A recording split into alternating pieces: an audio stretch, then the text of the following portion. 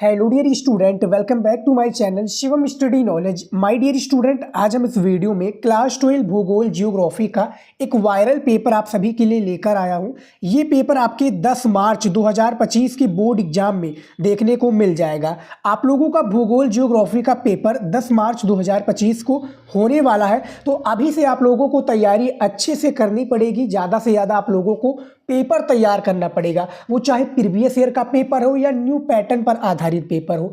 आपको सभी प्रश्नों को और सभी इंपॉर्टेंट पेपर को तैयार करना पड़ेगा। उसमें बताए गए जितने भी क्वेश्चन है अब आपके लिए रामबाण साबित होने वाला है। तो जितना भी क्वेश्चन है तैयार कर लीजिए, और जितना भी मैं इंपॉर्टेंट वीडियो आप सभी के लिए लेकर आता हूँ, टेलीग्राम नहीं ज्वाइन किया तो कर लो, वहाँ पर मैं इंपॉर्टेंट प्रीवियस ईयर की PDF देता रहूँगा, तो लिंक आपको डिस्क्रिप्शन में मिल जाएगा। यहाँ पर देखिए, फिलहाल 70 नंबर का पूर्णांक है आपका क्लास 12 जियोग्राफी भूगोल का। ये वायरल पेपर है, इसका मैं सॉल्यूशन देने वाला हूं आप सभी को। बस आप लोग हमारे साथ चैनल पर बने रहिए, चैनल को सब्सक्राइब कर लीजिए। मैं हर एक सब्जेक्ट की पूर्ण रूप से तैयारी करा रहा हूं, और आपका जो टारगेट है स्टूडेंट हर एक सब्जेक्ट में 95% फोड़ने का, वो मैं आपको जरूर दिलाऊंगा। तो चैनल पर बने रहिए, चैनल को सब्सक्राइब कर लीजिए, और ऐसी ही तैयारी आप लोगों की रेगुलर चलती रहेगी। तो यहाँ पर देखिए स्टूडेंट, पेपर कोड आप देख सकते हैं 890 AM पेपर कोड है 2025 बोर्ड पेपर का।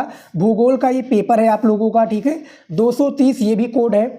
उसके बाद में देखिए यहाँ पर अनुक्रमांक और नाम रहेगा। आप लोग एडमिट कार्ड लेकर जाइएगा बोर्ड एग्जाम में, ठीक है। वहाँ पर अपना नाम और अनुक्रमांक लिख लीजिएगा, ठीक है। पूर्णांक आप लोगों का 70 नंबर का होता है, सभी को पता होगा, क्योंकि 30 नंबर जो है प्रैक्टिकल का हो जाता है। ये आपके स्कूल की तरफ से दिया जाता है। समय आपका वही होगा, हर एक सब्जेक्ट के लिए निर्धारित समय होता है। देखिए नोट में यानी जो निर्देश है, ये पढ़ना बहुत ज़्यादा जरूरी है। मैं हर एक सब्जेक्ट में हर एक पेपर में यही बताता हूँ कि निर्देश आप जरूर पढ़िए, क्योंकि इसी के हिसाब से आपको हर एक क्वेश्चन का आंसर पेपर में देना होता है, ठीक है। तो देखिए सभी प्रश्नों का उत्तर देना अनिवार्य है। उसके बाद में देखिए प्रश्न संख्या 1 से 8 तक बहुविकल्पीय प्रश्न है। प्रश्न संख्या 9 से 16 तक अति लघु उत्तरीय प्रश्न है, जिनका प्रत्येक उत्तर लगभग 20 शब्दों में देना है। और प्रश्न संख्या 17 से 22 तक लघु उत्तरीय प्रश्न है, जिनका प्रत्येक उत्तर लगभग 50 शब्दों में देना है। और प्रश्न संख्या 23 से 24 तक विस्तृत उत्तरीय यानी दीर्घ उत्तरीय प्रश्न है, जिनका प्रत्येक उत्तर लगभग 150 शब्दों में देना है। और प्रश्न संख्या 25 से लेकर 26 तक मानचित्र कार्य से संबंधित आपके प्रश्न आ जाते हैं, यानी मानचित्र दर्शाना और उसको कॉपी में लिखना। तो उसके बारे में भी मैं बताऊंगा आपको। उसके बाद में देखिए सभी प्रश्नों के लिए निर्धारित अंक उनके सम्मुख अंकित है, और उपयुक्त रेखा मानचित्र एवं आरेखों द्वारा अपने उत्तरों की पुष्टि कीजिए, ठीक है। तो ये निर्देश है, और इसी के हिसाब से आपको पूरा भूगोल की कॉपी लिखना होगा। आप लोगों को जानते ही है, तो निर्देश आप लोग जरूर पेपर में पढ़ लीजिएगा। अब चलिए इसके देख लेते हैं। जो 8 बहुविकल्पीय क्वेश्चंस दिए हुए हैं, ये भी आपके पेपर से ही लिए जाते हैं, ठीक है। आपके मतलब एक प्रकार से बुक और क्वेश्चन बैंक से। तो देखिए सबसे पहला बहुविकल्पीय प्रश्न आपकी स्क्रीन पर दिया हुआ है। आप देख सकते हैं कि मानव विकास की अवधारणा निम्नलिखित में से किस विद्वान की देन है। यानी जो मानव विकास की अवधारणा है, ये किस विद्वान की देन है, ये आपको बताना है। तो स्क्रीन पर आप देख सकते हैं 4 ऑप्शंस दिए हुए हैं, और इन्हीं के थ्रू आपको बताना है। तो इनमें से जो राइट आंसर हो जाएगा वो आपका डॉक्टर महबूब उल हक हो जाएंगे, जो कि पाकिस्तानी की क्या है, एक प्रकार से अर्थशास्त्री हैं। और इन्होंने 1990 में, ठीक है, 1990 में इन्होंने अर्थशास्त्री ने जो कि किसका मानव विकास की अवधारणा दिया था, ठीक है। तो पहले का आपका भी राइट आंसर हो जाएगा। अगला क्वेश्चन देखिए, भारत एवं श्रीलंका में चाय के बागानों को विकसित किया। तो भारत एवं श्रीलंका के चाय को बागानों को जो विकसित किया माय डियर स्टूडेंट, वो आपके ब्रिटेन वासियों ने, यानी ब्रिटिश वासियों ने, ठीक है। तो इतना आप समझ सकते हैं। तो दूसरे का सी हो जाएगा राइट आंसर। अगला क्वेश्चन देखिए, यहाँ पर तीसरा नंबर दिया हुआ है कृषि आधारित उद्योग है। तो कृषि आधारित जो उद्योग है वो आपका कौन सा हो जाएगा, वो आपका ये हो जाएगा सूती वस्त्र उद्योग, ठीक है। तो तीसरे का भी आंसर बिल्कुल सही विकल्प हो जाएगा, ठीक है। ये ऐसे हम डायरेक्ट आंसर आपको बताते चलेंगे, बस आप लोग देखते चलिएगा, ठीक है। और ये सभी क्वेश्चंस आपके बुक और क्वेश्चन बैंक में देखने को मिल जाएगा। 4 नंबर क्वेश्चन दिया हुआ है कि निम्न में से कौन सा संचार का माध्यम है। तो इनमें से संचार का जो माध्यम है देखा जाए तो ये सभी है डियर स्टूडेंट, यानी रेडियो एवं दूरदर्शन भी है, समाचार पत्र यानी जो आप लोग अखबार पढ़ते हैं वो भी है, इंटरनेट भी है, जिससे हम लोग क्या फेसबुक, इंस्टाग्राम, उसके बाद में ट्विटर, ये सब चलाते हैं। तो ये संचार का माध्यम ही है, ठीक है। एक एक नंबर आपके लिए बहुत ही इंपॉर्टेंट है, उसके बाद में देखिए 5 नंबर क्वेश्चन दिया हुआ है कि निम्नलिखित में कौन सा उत्तरी अमेरिका की वृहत झीलों का भाग नहीं है, यानी इनमें से क्या कौन सा जो अमेरिका की वृहत झीलों का भाग नहीं है। तो देखा जाए वो आपका विक्टोरिया हो जाएगा माय डियर स्टूडेंट, जो कि 5वें का आपका सी विकल्प हो जाएगा। ये अमेरिका के वृहत झीलों का भाग नहीं है, बाकी का ये सभी शायद अमेरिका का हो सकता है, लेकिन विक्टोरिया कहाँ पर है, यानी विक्टोरिया तंजानिया, ठीक है स्टूडेंट, तंजानिया और युगांडा का झीलों है, ठीक है, झील है। उसके बाद में देखिए 6 नंबर क्वेश्चन दिया हुआ है, विश्व व्यापार संगठन का मुख्यालय कहाँ अवस्थित है। तो विश्व व्यापार संगठन का मुख्यालय आपका स्थित है जिनेवा स्विट्जरलैंड में, ठीक है। विश्व व्यापार संगठन यानी इसका शॉर्ट में नाम WTO, वर्ल्ड ट्रेड ऑर्गेनाइजेशन, ठीक है। इसका जो स्थापना हुआ था 1995 में हुआ था, ठीक है स्टूडेंट। मैं सही हूँ तो कॉमेंट में जरूर बताइएगा। अगला क्वेश्चन देखें यहाँ पर 7 नंबर दिया हुआ है, भारत में निम्नलिखित में से किस राज्य में नगरीय जनसंख्या सर्वाधिक पाई जाती है। तो भारत के किस राज्य में जो नगरीय जनसंख्या है सर्वाधिक पाई जाती है आपको बताना है। तो इनमें से आपका महाराष्ट्र हो जाएगा, जो बिल्कुल सही आंसर हो जाएगा, यानी महाराष्ट्र जो है ये बिल्कुल आपका राइट आंसर हो जाएगा, ठीक है। उसके बाद में देखिए अगला क्वेश्चन जो कि आखिरी क्वेश्चन है आपके भूगोल का 8 नंबर, निम्नलिखित में कौन सा नगर नदी तट पर अवस्थित नहीं है, यानी कौन सा नगर है जो कि नदी तट पर अवस्थित नहीं है, वो आपका भोपाल हो जाएगा, ठीक है। इनमें से बी विकल्प आपका बिल्कुल सही हो जाएगा माय डियर स्टूडेंट, जो कि 8वें का बी राइट आंसर है, ठीक है। तो ये टोटल आपके 8 ऑब्जेक्टिव यानी बहुविकल्पीय क्वेश्चंस थे जो कि आपके पेपर के लिए मोस्ट इंपॉर्टेंट है, ठीक है। इसको तैयार कर लीजिएगा। अब हम चलिए देख लेते हैं जो कि 8 इसके अति लघु उत्तरीय क्वेश्चंस भी होते हैं, ठीक है। प्रत्येक क्वेश्चन आपका 2 नंबर का होता है, ठीक है। तो प्रत्येक क्वेश्चन के लिए यानी एक शब्दों में इसका आंसर बेसिकली हमें देना है, ज़्यादा बड़े में इसका आंसर हमें देने की आवश्यकता नहीं है, क्योंकि आप लोगों ने निर्देश में पढ़ ही लिया होगा कि किस तरह से हमें अति लघु उत्तरीय प्रश्नों का उत्तर देना है पेपर में, ठीक है। तो यहाँ पर देखिए 9 नंबर क्वेश्चन दिया हुआ है, ठीक है। देखिए ये देखिए 9 नंबर क्वेश्चन क्या दिया हुआ है कि मानव भूगोल के किन्हीं 2 भूगोल वेताओं के नाम लिखिए, ठीक है। ये 2 नंबर का क्वेश्चन है। तो उत्तर देखिए, सबसे पहला है फेडरिक रेटजेल तथा दूसरा है ग्रिफ्थ टेलर। ये मानव भूगोल के 2 भूगोल वेताओं का नाम है जो कि यहाँ पर आप लोग देख सकते हैं, ठीक है स्टूडेंट। उसके बाद में देखिए अगला क्वेश्चन 10 नंबर क्वेश्चन देखिए दिया हुआ है कि जनसंख्या परिवर्तन के 3 घटक कौन से हैं, यानी जनसंख्या परिवर्तन के हमें बेसिकली 3 घटक बताना है। तो उत्तर देखिए, जनसंख्या परिवर्तन के 3 घटक इस प्रकार हैं। सबसे पहला है जन्म दर, दूसरा है मृत्यु दर तथा तीसरा है प्रवास। इन तीनों घटकों से ही किसी क्षेत्र की जनसंख्या का आकार परिवर्तित होता रहता है, ठीक है। ये जनसंख्या परिवर्तन का घटक है। तो 10वें का आपका भी राइट आंसर, यानी एक प्रकार से राइट आंसर मैंने बता दिया, सही उत्तर, ठीक है। इसमें ऑप्शंस नहीं दिया हुआ है। तो ये सभी क्वेश्चंस का मैं आंसर भी आप लोगों को बता रहा हूँ। तो इनफैक्ट आप इसको लिखना चाहते हैं तो लिख लीजिए, नहीं तो नहीं लिखना चाहते तो कोई बात नहीं, ठीक है। लेकिन याद रखिए क्योंकि पेपर में आएगा, मैं जितने भी पेपर लेकर आता हूँ, ठीक है, कोई बेकार नहीं जाएगा, सभी प्रश्न दिए आएंगे, ठीक है। तैयार कर लोगे तो आप ही के लिए फ़ायदा होगा, नहीं तो आप बोर्ड एग्जाम में जाओगे पेपर देने और वहाँ पर आपको नहीं आएगा तो मुझको मत पूछना, क्योंकि मैंने सारे क्वेश्चन का आंसर दिया हुआ है और मैं गारंटी लेता हूँ स्टूडेंट, मैं सारे क्वेश्चन का आंसर दिया हूँ। और सारे जब आप पेपर लेकर आएंगे कहेंगे कि नहीं है, तो मैं इसको लाइव प्रूव करके दिखाऊंगा कि ये मेरे क्वेश्चन है, ये वीडियो है, आप देख लो कि क्वेश्चंस मिल रहे हैं कि नहीं मिल रहे हैं, ठीक है। फिर मैं आपको बताऊंगा कि क्वेश्चंस है कि नहीं है, ठीक है।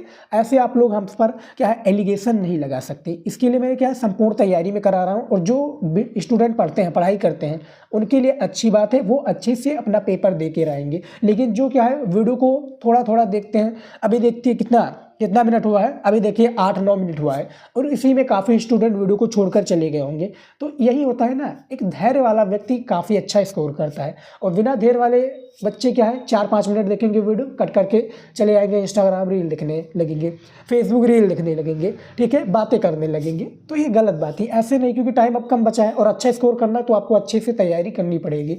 अभी भी आपके पास टाइम है, 100% स्टडी पर दीजिए। 95 ना आए तो मेरा नाम बदल देना, ठीक है। आप आकर हमें कमेंट में ज़रूर बताइएगा। जब 95 ना आए 100% स्टडी पर दीजिए, डेली 8 घंटा स्टडी कीजिए, ठीक है। तो ये 10 नंबर क्वेश्चन का राइट आंसर है। अगला क्वेश्चन देखिए, यहाँ पर 11 नंबर क्वेश्चन दिया हुआ है, मानव विकास को परिभाषित कीजिए, यानी हमें परिभाषा देना है बेसिकली मानव विकास का, ठीक है, 2 नंबर का क्वेश्चन है।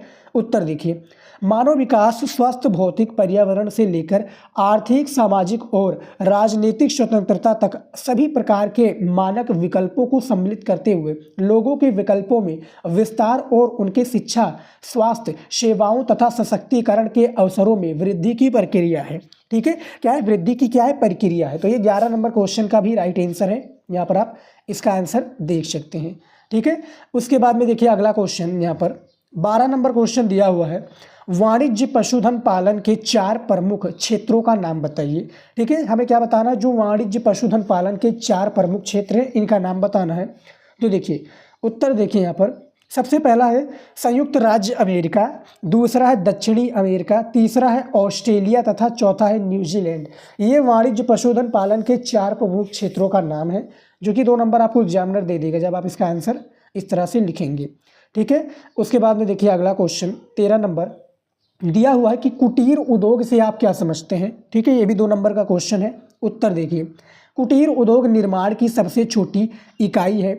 इसमें दस्तकार स्थानीय कच्चे माल का उपयोग करते हैं एवं साधारण औजारों द्वारा परिवार के सभी सदस्य मिलकर अपने दैनिक जीवन के उपभोग की वस्तुओं का उत्पादन करते हैं। निजी उपभोग के बाद शेष बचे तैयार माल का स्थानीय बाजार में विक्रय कर देते हैं, यानी उनको बेच देते हैं। तो ये कुटीर उद्योग का लाभ है, यानी जो परिवार के सभी सदस्य उसको कर सकते हैं, कोई एक सदस्य ना करके परिवार के सभी सदस्य मिलकर वो का जो है उद्योग को प्रारंभ कर सकते हैं और उसमें क्या अपना सदस्य अपने भाग को ले सकते हैं। ठीक है, यानी अपने सदस्य का ले सकते हैं और अपने जैसे जो माल घर पर तैयार हो जाएगा वो अपने स्थानीय बाजार में जाकर सेल कर देंगे, यानी बेच देंगे उसको। तो ये 13 नंबर क्वेश्चन का राइट आंसर है। उसके बाद में देखिए अगला क्वेश्चन दिया हुआ है 14 नंबर क्वेश्चन। देखिए स्टूडेंट कि भारत में रेल परिवहन की शुरुआत कब हुई। छोटा सा क्वेश्चन है, 2 नंबर का। उत्तर देखिए, भारत में रेल परिवहन की शुरुआत 1853 में मुंबई से ठाणे के बीच हुई थी। मुंबई से ठाणे के बीच में भारत में रेल परिवहन की क्या हुई? शुरुआत हुई थी स्टूडेंट। ठीक है, उसके बाद में देखिए अगला क्वेश्चन 15 नंबर, यहाँ पर भारत में नगरों की जनसंख्या में वृद्धि के 3 प्रमुख कारण बताइए। ठीक है, हमें नगरों की जनसंख्या वृद्धि के क्या बताना, हमें 3 प्रमुख कारण बताना। इसके लिए हमें 2 नंबर एग्जामिनर देगा।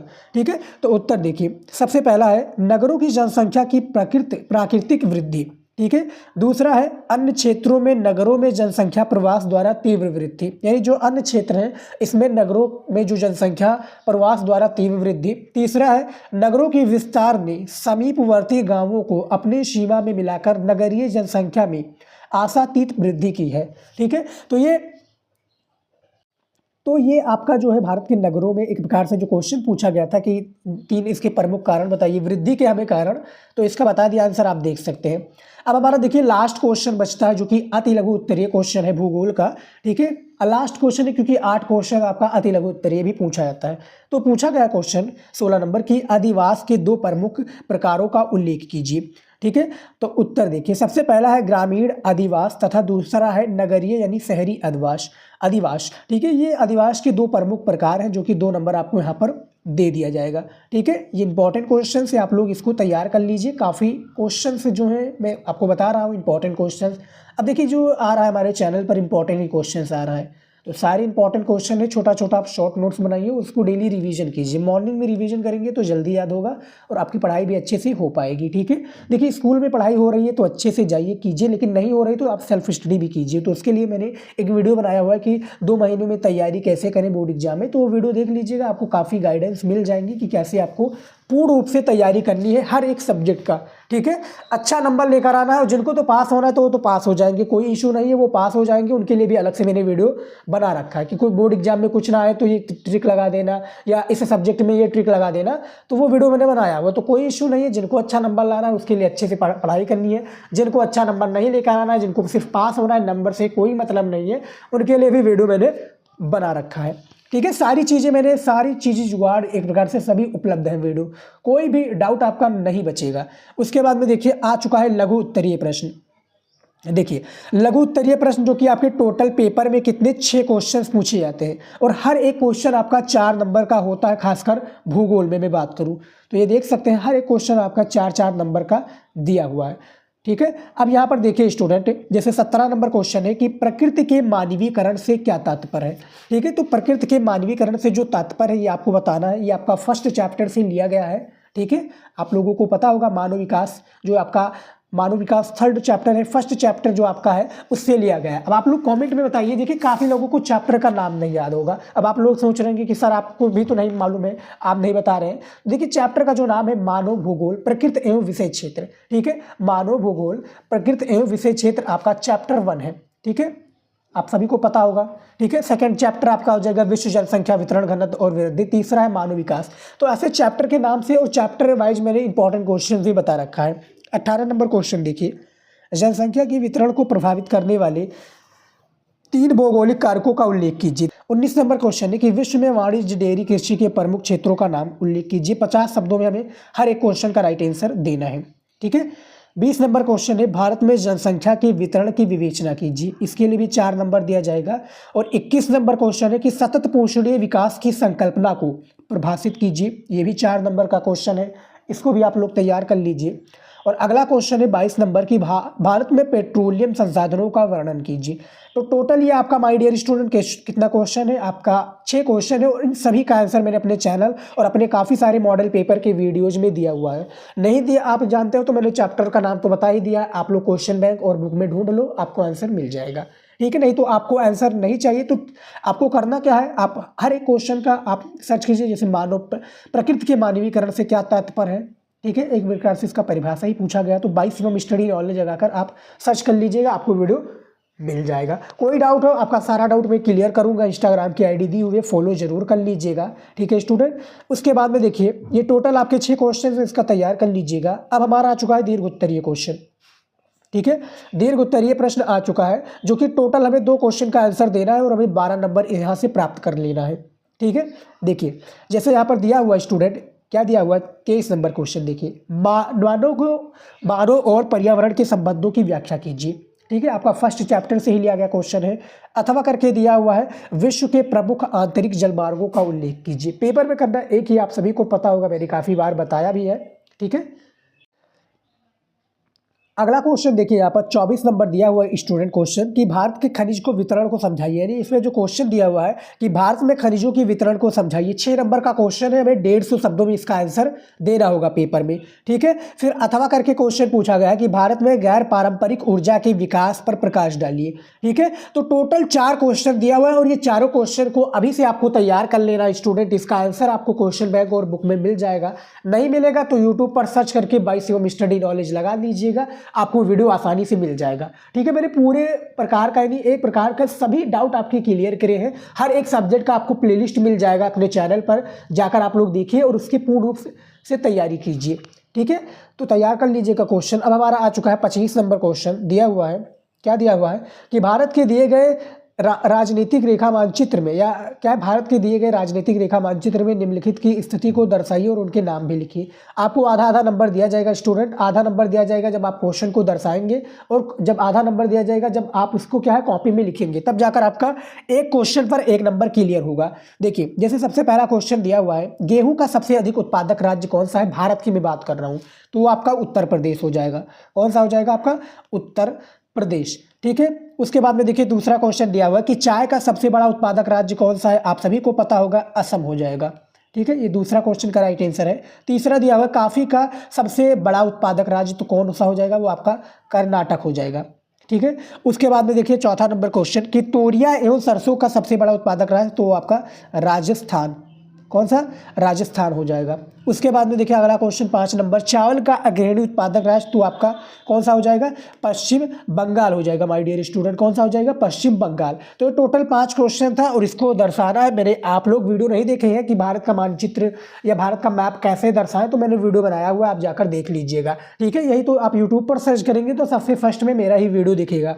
ठीक है, ऐसे यानी आपको आधा आधा नंबर दिया जाएगा एक क्वेश्चन पर। जब आपको नंबर दिया जाएगा आधा नंबर कॉपी में लिखने के लिए, और आधा नंबर जब आप मानचित्र यानी भारत का मानचित्र दिया जाएगा पेपर में उसमें दर्शाएंगे, तब जाकर आपको जो आपका नंबर 5 नंबर क्लियर होगा। एक एक नंबर हर एक क्वेश्चन पर, तो 5 क्वेश्चन है, 5 नंबर क्लियर हो जाएगा। अब देखिए यहाँ पर विश्व से रिलेटेड क्वेश्चन पूछा गया है। कि दिए गए विश्व मानचित्र में निम्न को दर्शाइए और उनके नाम भी लिखिए। ठीक है, यहाँ पर भी सेम प्रोसेस से आधा नंबर दिया जाएगा आपको। और ये विश्व से रिलेटेड क्वेश्चन पूछा गया है कि एशिया में सबसे कम जनसंख्या वाले घनत्व देश का नाम बताइए, तो वो आपका कौन सा हो जाएगा, मंगोलिया हो जाएगा। ठीक है, कौन सा हो जाएगा, मंगोलिया डियर स्टूडेंट।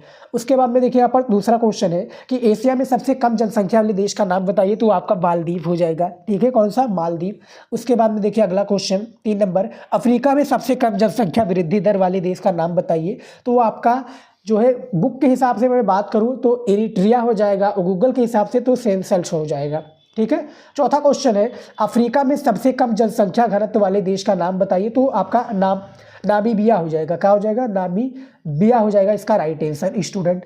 ठीक है, अगला क्वेश्चन देखिए यहाँ पर 5 नंबर कि एशिया में सबसे अधिक जनसंख्या वाले देश का नाम बताइए, तो चीन है। वर्तमान में चीन है, आने वाले समय में भारत भी कहलाएगा, क्योंकि जिस तरह से जनसंख्या भारत की बढ़ रही है, आने वाले टाइम में भैया फर्स्ट पर विराजमान होगा हमारा इंडिया, भारत, जो कि अचीवमेंट कहलाएगा एक प्रकार से। तो जो देखा जाए स्टूडेंट, तो इनमें से जो इंपॉर्टेंट क्वेश्चन था मैंने बता दिया, पूरा पेपर सॉल्व करके बता दिया। इसमें सिर्फ मैंने लघु उत्तरीय क्वेश्चन का आंसर नहीं दिया हुआ है। ठीक है स्टूडेंट, तो पूरा पेपर आप लोगों को टेलीग्राम पर देखने को मिल जाएगा। जिन्होंने मुझको फॉलो किया हुआ है, इंस्टाग्राम पर, टेलीग्राम पर ज्वाइन किया है, व्हाट्सअप पर फॉलो किया है और चैनल पर सब्सक्राइब किया है, उन्हों को मैं पीडीएफ दूंगा स्टूडेंट। ठीक है, तो आप लोग ज़्यादा से ज़्यादा चैनल को सब्सक्राइब कर लीजिए। मैं फ्री में पीडीएफ देता हूँ और आपके लिए इतना मेहनत करता हूँ, तो एक लाइक और चैनल को सब्सक्राइब तो बनता है स्टूडेंट। और वीडियो को अपने दोस्तों के पास जरूर शेयर कीजिए जो ये वीडियो के लिए हकदार हैं, जो ये सब्जेक्ट की तैयारी कर रहे हैं। मिलते हैं स्टूडेंट नए टॉपिक के साथ नए वीडियो में। जय हिंद।